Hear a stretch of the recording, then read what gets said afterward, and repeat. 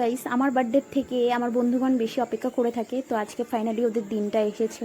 মানে আমার বার্থডে আমার কোনো ইয়ে নেই, ওদের বেশি, ওরা বেশি এক্সাইটেড। তো ওরা ফাইনালি একে করে সবাই চলে এসেছে। তো তোমরা নিশ্চয়ই বুঝতেই পারছো আমার হাসি দেখে যে আমি কতটা খুশি।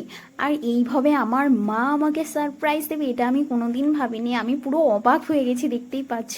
তো আমি ভীষণই খুশি। তো আমার মা বাবাকে থ্যাংক ইউ জানাচ্ছি, থ্যাংক ইউ সো মাচ। আমার মা বাবা আমার আশীর্বাদ সবটা সেরে এখানে আমি কেক কাটছিলাম। তো কেক কেটে এখানে সকলকে খাওয়ালাম। তো তোমরাও সকলে চলে এসো। আর হ্যাঁ, কমেন্ট করতে ভুলো না আমাকে আজকে কেমন লাগছে। তো প্রচুর প্রচুর পরিমাণে আজকে ভালোবাসা পেয়েছি, তোমরা সকলে আমাকে উইশ করেছো। তো থ্যাংক ইউ সো মাচ। এখন হবে নাচ, তো চলো নাচি গিয়ে।